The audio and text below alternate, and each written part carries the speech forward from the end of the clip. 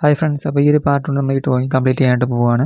അപ്പോൾ നമുക്കിനി വരയ്ക്കാനുള്ളതെന്ന് വെച്ച് കഴിഞ്ഞാൽ മുടി വരയ്ക്കാൻ വേണ്ടി, അതുപോലെ തന്നെ ഡ്രസ്സിൻ്റെ ആ ഒരു ഭാഗം കൂടെ ഒന്ന് ഷെയ്ഡ് ചെയ്തെടുത്ത്, പിന്നെ ആ കൈയുടെ ഭാഗങ്ങളൊന്ന് ഷെയ്ഡ് ചെയ്തെടുത്ത് കഴിയുമ്പോഴത്തേക്കും ഡ്രോയിങ് കംപ്ലീറ്റ് ആകും. അപ്പോൾ ഇതിന് മുമ്പത്തെ പാർട്ട് നമ്മൾ ഷെയ്ഡിങ് ആണ് ചെയ്തിട്ടുണ്ടായിരുന്നത്.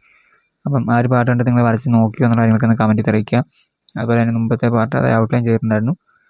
അപ്പോൾ ഔട്ട്ലൈൻ ചെയ്യുന്ന വീഡിയോയും കണ്ടിട്ട് നിങ്ങൾക്ക് യൂസ് ആകുന്ന കാര്യങ്ങളൊക്കെ ഒന്ന് കമൻറ്റ് അറിയിക്കുക കേട്ടോ. പിന്നെ വീഡിയോ ഇഷ്ടമായി തീർച്ചയായും ലൈക്ക് ചെയ്യാനും അതുപോലെ കമൻറ്റ് ചെയ്യാനും മറക്കരുത്. പിന്നെ നിങ്ങളുടെ ഫ്രണ്ട്സ് ആരെങ്കിലും ഡ്രോയിങ് പഠിക്കാൻ താല്പര്യമുള്ള ആരെങ്കിലും ഉണ്ടെങ്കിൽ അവരിലേക്ക് വീഡിയോ ഷെയർ ചെയ്ത് സപ്പോർട്ട് ചെയ്യുക. പിന്നെ നിങ്ങൾ ഓരോ വീഡിയോസും കാണുന്ന സമയത്ത് എന്തെങ്കിലും ഡൗട്ട് ഉണ്ടെങ്കിൽ കമൻറ്റ് വഴി ചോദിക്കാവുന്നതാണ്, ഞാൻ നിങ്ങൾക്ക് റിപ്ലൈ ചെയ്യുന്നതായിരിക്കും. ഇപ്പോൾ കഴിഞ്ഞ ഒരു വീഡിയോയിൽ ഞാൻ ഒരുപാട് കാര്യങ്ങളൊന്നും വിശദമായിട്ട് പറഞ്ഞിട്ടുണ്ടായിരുന്നില്ല, കാരണം നമ്മൾ ഒരുപാട് വീഡിയോസ് ഷെയ്ഡിങ്ങിനെ കുറിച്ച് ചെയ്തിട്ടുണ്ട് അല്ലെങ്കിൽ പറഞ്ഞിട്ടുണ്ട്. അപ്പോൾ അതുകൊണ്ട് ഞാൻ വീണ്ടും റിപ്പീറ്റ് ആയിട്ട് ഒരുപാട് കാര്യങ്ങൾ പറയേണ്ടതാണല്ലോ എന്ന് ഓർത്തിട്ടാണ് ഞാൻ കഴിഞ്ഞ വീഡിയോയിൽ ഒരുപാട് കാര്യങ്ങളൊന്നും ഉൾപ്പെടുത്താൻ. അപ്പോൾ നിങ്ങൾക്ക് ആ വീഡിയോ കണ്ടു കഴിയുമ്പം നോക്കിയിട്ട് ചെയ്യാനായിട്ട് സാധിച്ചു എന്ന് കരുതുന്നു. കാരണം ഞാൻ ഒരുപാട് സ്പീഡിലൊന്നും അല്ലായിരുന്നു കാണിച്ചിട്ടുണ്ടായിരുന്നത്, നോർമലായിട്ടുള്ള സ്പീഡിലൊക്കെ ഞാൻ കാണിച്ചിട്ടുണ്ടായിരുന്നു. അതുകൊണ്ട് നിങ്ങൾക്കത് കണ്ടിട്ട് അതുപോലെ തന്നെ വരച്ചെടുക്കാനായിട്ട് സാധിച്ചെന്ന് കരുതുന്നു. പിന്നെ നിങ്ങൾ വരച്ച ഡ്രോയിങ് ഒക്കെ ജസ്റ്റ് എനിക്ക് അയച്ചുതരാൻ പറ്റുമെങ്കിൽ ഇൻസ്റ്റാഗ്രാം വഴിയൊക്കെ ഒന്ന് അയച്ചു തരിക കേട്ടോ. ഇൻസ്റ്റാഗ്രാം ലിങ്ക് ഞാൻ ചാനലിൽ കൊടുത്തിട്ടുണ്ട്. അപ്പോൾ നിങ്ങൾക്ക് ഒന്ന് അയച്ചു തരാവുന്നതാണ്. പിന്നെ എന്തെങ്കിലും ഡൗട്ടൊക്കെ ഉണ്ടെങ്കിൽ, അതായത് നിങ്ങൾ വരച്ചതിൽ എന്തെങ്കിലും ഡൗട്ടോ മിസ്റ്റേക്കോ എന്തെങ്കിലും ഉണ്ടെങ്കിൽ നിങ്ങൾ അയച്ചു തരുന്ന സമയത്ത് ഞാനത് നിങ്ങൾക്ക് പറഞ്ഞ് ക്ലിയർ ചെയ്ത് തരുന്നതായിരിക്കും. അപ്പോൾ നമ്മൾ മുടിയുടെ ഭാഗങ്ങൾ ഇവിടെ ഓൾറെഡി കുറച്ച് വരച്ച് വെച്ചിട്ടുണ്ട്. അതിൻ്റെ ബാക്കിയാണ് ഞാൻ വരയ്ക്കാനായിട്ട് പോകുന്നത്. അപ്പോൾ ഞാനിവിടെ ആർട്ട് പെൻസിലാണ് യൂസ് ചെയ്യുന്നത്. അപ്പോൾ നമ്മൾ വരയ്ക്കാൻ വേണ്ടിയിട്ട് 10B 8B യൂസ് ചെയ്യുന്നുണ്ട്. അപ്പോൾ നിങ്ങളുടെ ഉള്ള ഡാർക്ക്നെസ് കൂടി പെൻസിൽ ഏതാണോ ആ പെൻസിൽ നിങ്ങൾക്ക് യൂസ് ചെയ്യാനായിട്ട് സാധിക്കും. അപ്പം ഓരോ തവണയും പെൻസിൽ ഷാർപ്പൻ ചെയ്ത് യൂസ് ചെയ്യുന്നതാണ് കുറച്ചുകൂടെ നല്ലത് മുടി വരയ്ക്കാൻ വേണ്ടിയിട്ട്.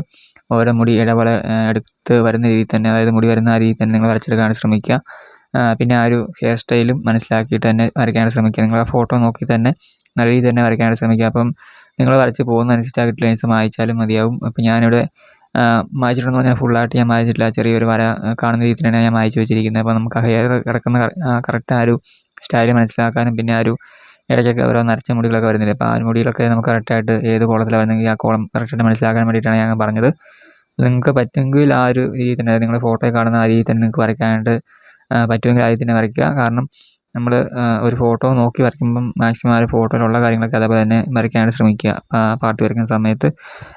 അതാണ് ഞാൻ റെഫറൻസ് ഇമേജ് ഉപയോഗിച്ച് വരയ്ക്കണമെന്ന് നിങ്ങളോട് എപ്പോഴും പറയുന്നത്. കാരണം നമ്മളൊരു തെറ്റ് പറ്റി കഴിഞ്ഞാൽ നമുക്ക് ആ ഒരു റെഫറൻസ് ഇമേജ് നോക്കുന്ന സമയത്ത് നമുക്ക് മനസ്സിലാക്കിയെടുക്കാനായിട്ട് സാധിക്കും എവിടെയാണ് നമുക്ക് തെറ്റ് പറ്റിയുള്ള കാര്യങ്ങളൊക്കെ മനസ്സിലാക്കിയെടുക്കാനായിട്ട് സാധിക്കും. അതുകൊണ്ടാണ് ഞാൻ പറയുന്നത് എപ്പോഴും നിങ്ങളൊരു ഫോട്ടോ നോക്കി തന്നെ വരയ്ക്കാനായിട്ട് ശ്രമിക്കുക എന്ന് പറയാറുണ്ട്. പിന്നെ നമ്മളിപ്പം വരയ്ക്കാൻ വേണ്ടി യൂസ് ചെയ്യുന്ന 250 GSM വരുന്ന ഐവറി പേപ്പറാണ്. അപ്പോൾ ഇതിന് മുമ്പ് നമ്മൾ യൂസ് ചെയ്തുകൊണ്ടിരുന്ന 210 GSM വരുന്ന പേപ്പറായിരുന്നു. അപ്പോൾ അതും ഐവറി തന്നെയായിരുന്നു. അപ്പം എനിക്ക് തോന്നിയൊരു കാര്യം എന്ന് വെച്ച് കഴിഞ്ഞാൽ GSM കൂടുന്നതനുസരിച്ച് നല്ല രീതിക്ക് കുറച്ചുകൂടെ അടിപൊളിയായിട്ട് വരയ്ക്കാൻ പറ്റുമെന്ന് എനിക്ക് തോന്നുന്നു. അപ്പം നേരത്തെ വരച്ച ആ ഒരു പേപ്പറിൻ്റെ അടിസ്ഥാനത്തിലാണ് ഞാൻ പറഞ്ഞത്. കാരണം അതിൽ നിന്ന് കുറച്ചുകൂടെ വ്യത്യസ്തമായിട്ട് എനിക്ക് ഇതിൽ കുറച്ചുകൂടെ നല്ല രീതിയിൽ വരയ്ക്കാൻ പറ്റി എന്നൊക്കെ എനിക്ക് തോന്നുന്നു. കാരണം ഷെയ്ഡിങ് ആണെങ്കിലും കുറച്ചുകൂടെ നല്ല രീതിയിൽ കൊടുക്കാനായിട്ട് സാധിക്കുന്നുണ്ട് എന്ന് എനിക്ക് തോന്നുന്നു. അപ്പോൾ നിങ്ങൾ വരച്ച് തുടങ്ങുന്ന ആൾക്കാരൊക്കെ ആണെങ്കിൽ 250 GSM പേപ്പർ വേണമെന്ന് ഞാൻ പറയില്ല. 200 210 GSM മതിയായിരിക്കും.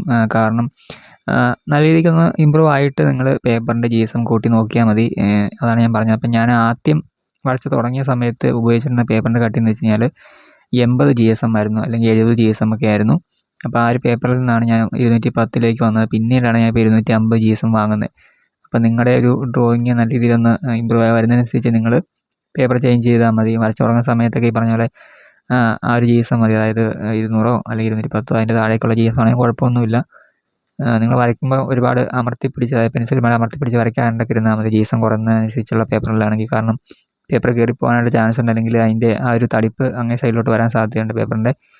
അപ്പം ആ രീതിയിൽ കണ്ട് നിങ്ങൾ പേപ്പർ വാങ്ങുക. ഞാൻ എല്ലാം തന്നെ A4 തന്നെയാണ് ചെയ്തേക്കുന്നത് കൂടുതലും.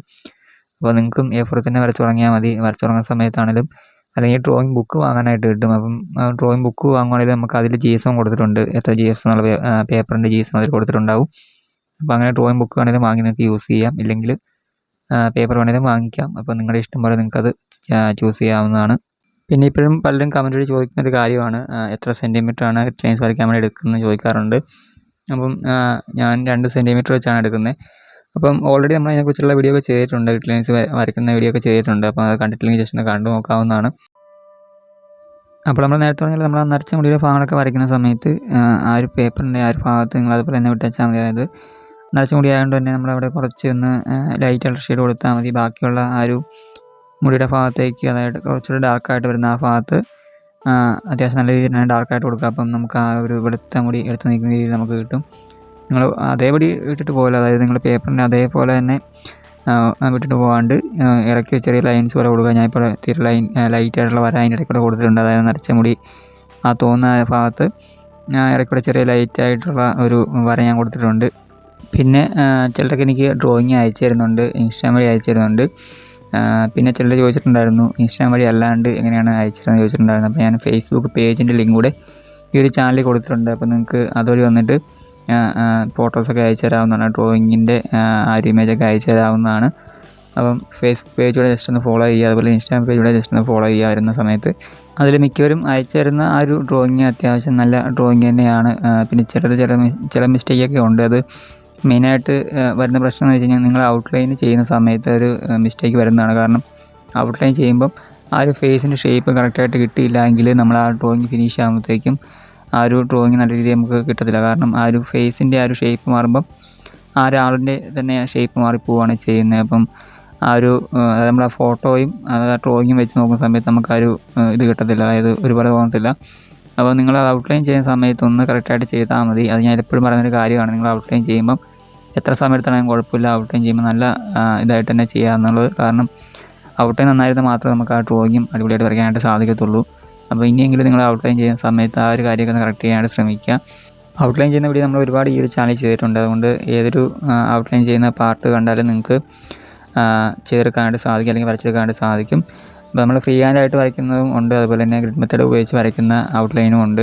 അപ്പോൾ കൂടുതൽ നമ്മൾ ഗ്രിഡ് മെത്തേഡായിട്ടുള്ള ഔട്ട്ലൈനാണ് ചെയ്തേക്കുന്നത്. അപ്പം നിങ്ങൾക്ക് ഈസി ആയിട്ട് ചെയ്യാൻ പറ്റിയൊരു മെത്തേഡ് തന്നെയാണത്. പിന്നെ നമ്മൾ ഇപ്പം ക്രോസ് ആയിട്ട് ലൈൻസൊക്കെ വരച്ചിട്ടുള്ളൊരു ഔട്ട്ലൈൻ ചെയ്യുന്നുണ്ട് ഫേസിൻ്റെ ഒരു ഭാഗത്തൊക്കെ. അപ്പം ആ രീതിയിൽ നിങ്ങൾക്ക് പരീക്ഷിച്ച് നോക്കാവുന്നതാണ്. തീർച്ചയായും നിങ്ങൾക്ക് നല്ല രീതിയിൽ ഔട്ട്ലൈൻ ചെയ്യാനായിട്ട് സാധിക്കുന്നതായിരിക്കും. മെയിനായിട്ട് നമുക്ക് തെറ്റിപ്പോകാൻ ചാൻസ് ഉള്ള ഭാഗങ്ങളൊക്കെയാണ് ഈ പറഞ്ഞ കണ്ണ്, മൂക്ക് അങ്ങനെ കാര്യങ്ങളൊക്കെയാണ് തെറ്റിപ്പോകാൻ ചാൻസ് വരിക. അതുകൊണ്ട് തന്നെ നിങ്ങൾക്ക് ആ രീതിയിൽ, അതായത് ക്രോസ് ആയിട്ട് ഗ്രിഡ് ലൈൻസ് ഇട്ടിട്ട് ഔട്ട്ലൈൻ ചെയ്യാവുന്നേ ഉള്ളൂ. പിന്നെ മിസ്റ്റേക്ക് സംഭവിക്കാൻ സാധ്യതയുള്ളൊരു ഭാഗമാണ് ഷെയ്ഡിങ്. അപ്പോൾ ഷെയ്ഡിങ് ഈ പറഞ്ഞ മിക്കവർക്കും നല്ല രീതിക്ക് കിട്ടാറില്ല, അല്ലെങ്കിൽ നല്ല രീതിക്ക് ചെയ്യാനായിട്ട് സാധിക്കാറില്ല. അപ്പോൾ ഷെയ്ഡിങ്ങിൻ്റെ ബേസിക്കലായിട്ടുള്ള കാര്യങ്ങളൊക്കെ നമ്മൾ ഈ ഒരു ചാനൽ ചെയ്തിട്ടുണ്ട്. അങ്ങനെ നമ്മൾ ഷെയ്ഡിങ് പ്രാക്ടീസ് ചെയ്യാനുള്ള കാര്യങ്ങളൊക്കെ ആ ഒരു വീഡിയോ ഞാൻ പറഞ്ഞിട്ടുണ്ട്. അപ്പോൾ നിങ്ങൾ ആ വീഡിയോ ജസ്റ്റ് ഒന്ന് കണ്ടു നോക്കാവുന്നതാണ്. അപ്പോൾ നമ്മൾ ഫേസിൻ്റെ ഭാഗം ഫുള്ളായിട്ട് വരച്ച് കഴിഞ്ഞിട്ടുണ്ട്. പിന്നെ ഇപ്പം നമുക്ക് ആ ഒരു കൈയുടെ ഭാഗമാണ് ഞാൻ ഷെയ്ഡ് ചെയ്തുകൊണ്ടിരിക്കുന്നത്. അതുപോലെ ആ ഡ്രസ്സിൻ്റെ ആ ഒരു ഭാഗവും.